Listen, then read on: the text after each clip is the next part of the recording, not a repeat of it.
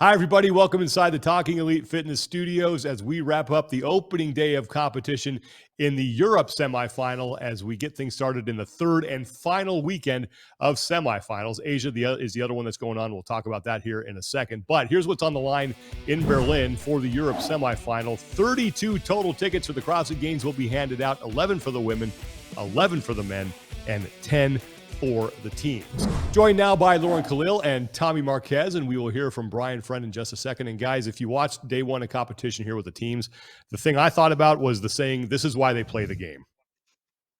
That's the best way to put it, Sean, because we have CrossFit Oslo Navy Blue. They are in 7th overall right now, projected to win the thing overall. And then also another team that we've been talking about is going to be that No Shortcuts CrossFit, who is sitting in 4th. So 2 teams that we've had our eye on are sitting much lower on the leaderboard than expected after day one.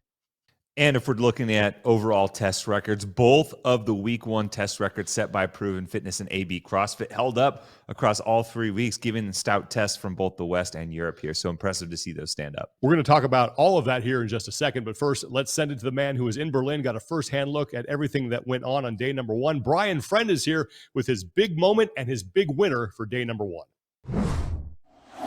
Thank you, Sean. Yeah. First of all, big moment of the day for me was CrossFit Walleye. They didn't have the greatest test number 1, 9th place overall, kind of a middle of the road effort for a team that I expected to be kind of contending for a podium position out here in Europe, but they turned that around in test number 2. They weren't in the lead early, and then over the course of the 15-minute AMRAPs, they just kept picking teams off, and as the 2 leading teams, which were both out of CrossFit Oslo, kind of faded towards the last few minutes of the workout, they emerged as the leaders and went on to win the event overall. Their score of 260 reps ends up being the 5th best time that we've seen, or score that we've seen across all of semifinals, and it puts them back into a podium position heading into the second day. As far as a team that really surprised me today, it's an Italian team in CrossFit Senegalia. They came in as one of the bottom 10 teams here, but they did have one really impressive workout during quarterfinals where they placed 3rd amongst all Europeans, and it was a workout that featured some upper body pulling. They backed that up today by taking 2nd place overall with 255 reps on test number 2, and that test score stands up as a top 10 score worldwide. They're currently 12th overall in the competition. Based on their other performances in quarterfinal, I'm not sure if they can stay up there, but moving from the last heat all the way up to 12th and pushing for a game spot after one day is pretty impressive in my mind. So very well done to both Senegalia and Walleye out here in Berlin. Tossing it back to you in the studio, Sean. Thanks, Brian. Tommy, Lauren talked about this at the top of the show, but there were some favorites coming into this competition who did not have the start that they were looking for. What are your biggest takeaways from day number 1? Well, just the way that they got pushed around a little bit and the way that other teams seize the opportunity each time we saw one of these 2 teams falter. No Shortcuts was really pushing the pace for the front of the pack in that first test of the day. It looked like they might walk away with a top 1 or 2 finish, but the minute they let up in the 3rd and 4th round, there were 5-6 teams that passed them and beat them to the finish line on that worm in that last round, really kind of pushing them down for an 8th place finish. And then Oslo Navy Blue, they really struggled compared to what we see. And part of it had to do with Nikolai Biladel's struggle on the sandbag. His back was either spasming or something was going wrong that he had to pull up short. And despite their efforts to come back stronger in a second event, they didn't finish either of the first 2 tests on day 1 inside the top 5. They're in a qualifying spot, but not the Oslo Navy Blue we expected.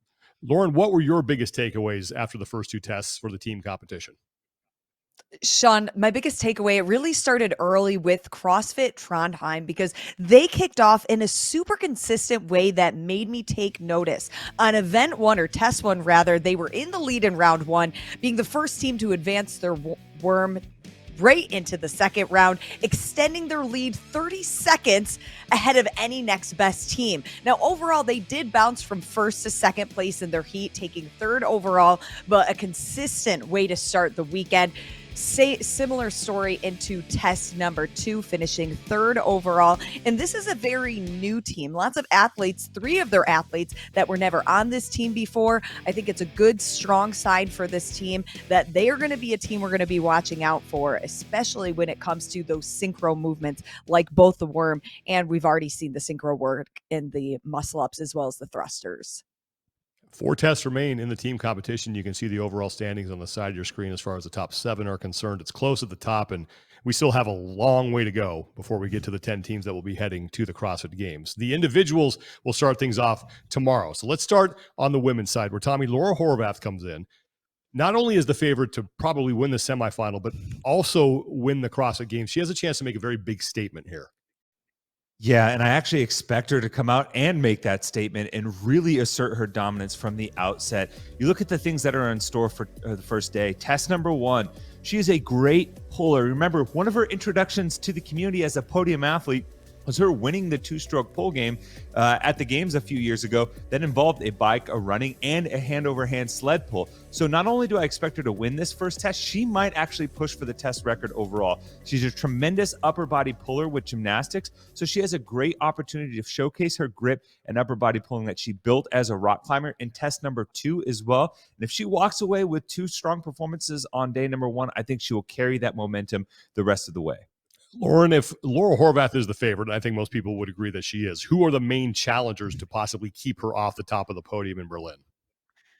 The next women that I'm looking at is going to be Annie Thorisdottir and Gabby McGowan. Now, when we talk about Annie, we know that she can do superhuman things, coming 3rd place overall in the 2021 games, less than a year after giving birth. My biggest question with Annie is taking a year off from the elite individual division to do team. How is that going to play in this very elite field of women? Now, when we look at Gabby, while she is very consistent overall, the tests that we're seeing this weekend historically would be a challenge for her because there is a significant amount of upper body pulling. But my question for her is, how much has she improved in these movements? And I'm hoping to see some of that pay off this weekend. Over on the men's side, and Lauren will stay with you when we talk about the battle for the top in that division, probably going to involve one guy who is looking for his 10th straight trip to the CrossFit Games and another guy who is an up-and-comer over there in Europe.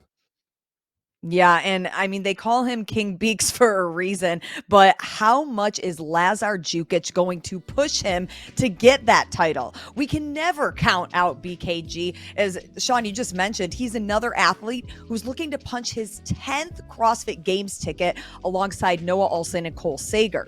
But when it comes to placement on the leaderboard, Lazar Jukic is knocking on his door, finishing 9 points ahead of him at the games last year. Lazar is trending upward in his overall games placement, where BKG had his lowest games finished since his rookie season last year. Keep in mind, though, the last 2 competitions that we saw Lazar compete in, both Rogue and Dubai, he wasn't 100% healthy. So maybe BKG, the longevity that we've seen in his career, is going to end up with him on top of that podium. Tommy, there's a couple of vets going at it there, maybe for the top spot. There are some guys who have a chance to get to the CrossFit Games for the first time here, and I want to start with someone who we talked about on the podcast this week, and that's Victor Hoffer. Showed up big in the Open, followed that up with a great performance in the quarterfinals, but this is the first time now we get to see him on this stage in live competition. What do you expect from him? Yeah, this is really where the rubber meets the road. And I think there's an opportunity for him to showcase some of the work that he's been putting in the offseason, competing at live competitions against top talent, whether it's the Dubai CrossFit Championship, the German Throwdown, the French Throwdown. And you look at what made him successful during the Open. He had 2 top 10 finishes worldwide in the Worldwide Open, and then a top 10 finish worldwide in quarterfinals. He excels at some of the gymnastics movements, the handstand walks, the leg lifts, but where he really starts to get in trouble relative to the rest of the field is some of the heavier barbell loading for reps. So this is an opportunity for him to showcase that against some top talent in Europe. And then Fabi Benito, can he get over the hump?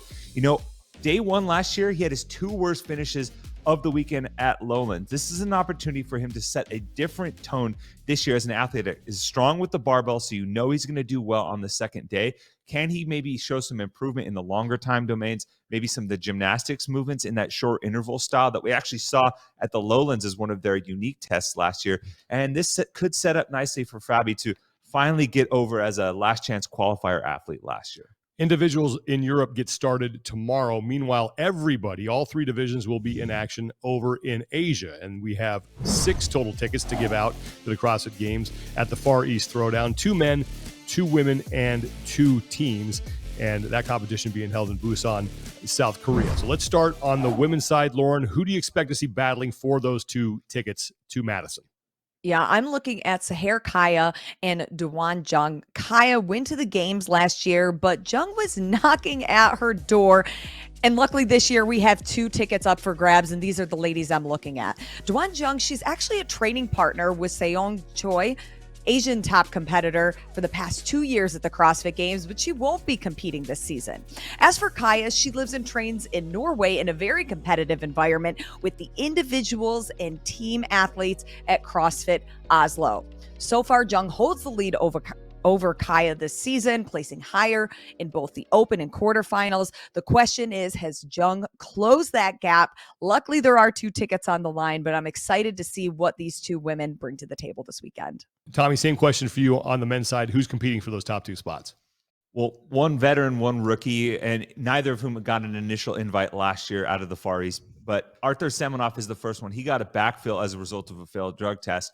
But I actually think he sets up nicely given what he traditionally excels at. You know, he's an absolute unit. Let's be honest with that first. He excels at upper body pulling and snatching, and that combo is going to play nicely with the 4 and 5 tests. He's great in explosive short spurts. So I do think he has a possibility to leave day one as your overall leader. And then Morteza Sedegat, he's great with a heavy barbell in his hands. He showed some improved gymnastics in quarterfinals, but there's no barbell to be found on day number 1. And I think one of the crux of his weekend is going to come right out of the gate in that first test, how well he handles that longer time domain and adjusts to maybe the variable that is that hand over hand sled pull. Well, let's take a look at what is on the schedule for Friday in both Europe and in Asia. In Europe, everybody's going to be in action. We'll have team tests 3 and 4, and then we will have the first 2 tests for the individuals. And then for the Far East Throwdown over in Asia, you get tests 1 and 2 for both the individuals and the teams. We will have wrap-up shows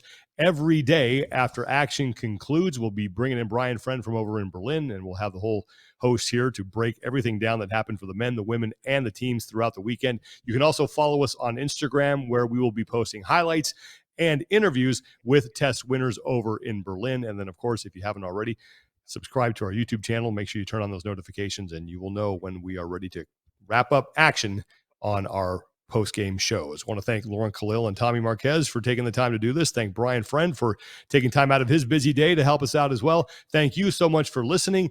For Lauren, Tommy, and Brian, I'm Sean Woodland, and we will see you guys tomorrow.